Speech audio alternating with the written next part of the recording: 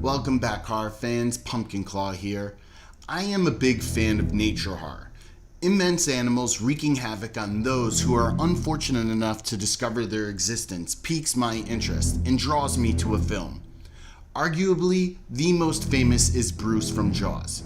As Peter Benchley said in his interview on writing the book, what would happen if a creature like this came into shore and just wouldn't go away? Now, what was Bruce? Was it just a big shark that, as Matt Hooper said, staked a claim on Amity Island? Or was something special about this beast that still haunts our waking nightmares every time we step into a natural body of water? Let us first look at Bruce's size. According to shark characteristics, Bruce should be considered a female, as female great whites grow to larger proportions. But I am not going to refer to Bruce as a specific gender, he or she.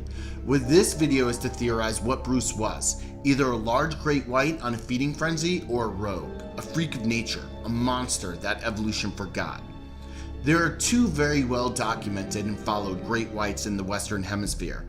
There is Mary Lee, a 16-foot, 3,500-pounder who comes in and out of the northern shores, spotted all the way down to North Carolina and up near Montauk most recently. Then there is Deep Blue. She is possibly 20 or 21 feet in Mexico. She has a very well-known YouTube video showing her swimming around an insane diver. There are also unsubstantiated claims of even larger sharks spotted. A few years ago, there was a helicopter scout off the coast of Australia who captured a picture of what they estimated to be a 7-meter, approximately 23-foot great white. It was so big a helicopter could see it submerged. So the concept of a 25-foot great white shark is not a complete stretch. There are also wild theories that a megalodon still roam the deeper trenches of the ocean.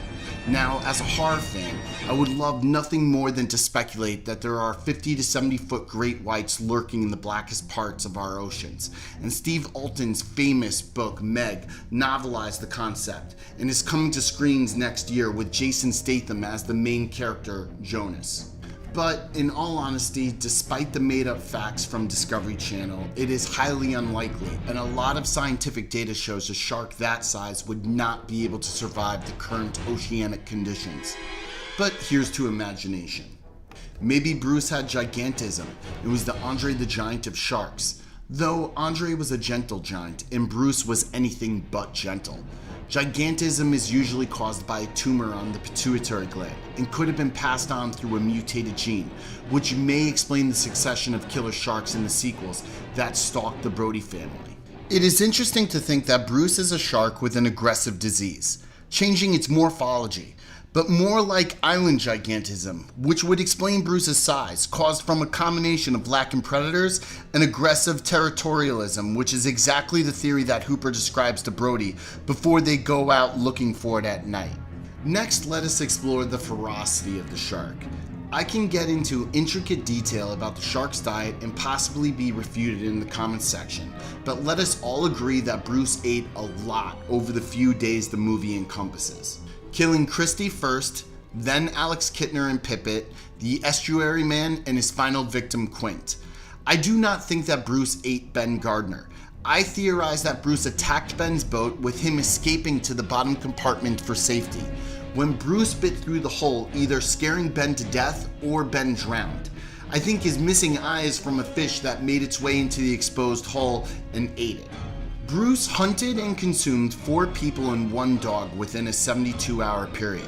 The 1916 events the movie was based on about a great white that stalked the Jersey Shore killed 4 people in a 2-week period.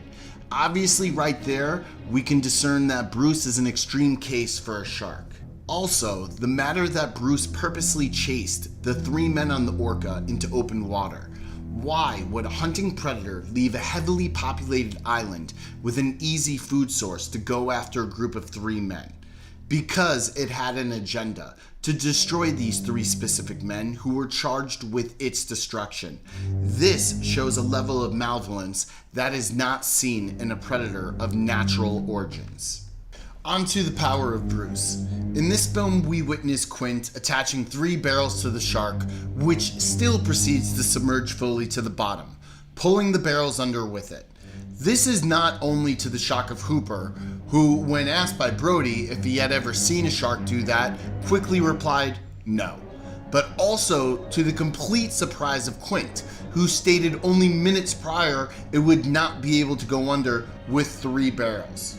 The sheer power of Bruce is also displayed with the 2 men on the dock and the famous holiday roast. With many interesting documentaries and talks on great whites, it is no secret the power of their bite and speed. Many shark attack victims state that when they were bitten, they didn't even feel the bite, more the mass of the shark hitting them, saying it felt like they were struck by a truck. But an average shark pulling apart a sturdy wooden dock is something to be speculated and doubted. Would a shark attached to a hook and chain be able to forcefully remove half a section of a raised dock? In my opinion, I do not think that it is possible, and feel that this is due to the immense, if not freakish power of Bruce that enabled it to accomplish this. As a creature of nature horror, I feel Bruce cannot be categorized, that it was something else. A beast, risen from the depths with a hostile intent to cause havoc and pain on those who tempted to get in its way. I think that Bruce was the embodiment of the biblical Leviathan. In quotes, when the Leviathan is hungry, he sends forth from his mouth a heat so great, so to make all the waters of the deep boil. And if he would put his head into paradise, no living creature would endure. A pure monster from the watery void. Without passion and without logic, it lives to kill. It is as if God created the devil and gave him jaws. I would like to thank Lee Goatboy Hartnett for allowing me to use some of his fantastic artwork to make this video, and also my Facebook family at the Jaws group for inspiring me on the subject. What do you think Bruce was? Was he a shark or something more evil? Comment in the section below, and please remember to like, share, and subscribe.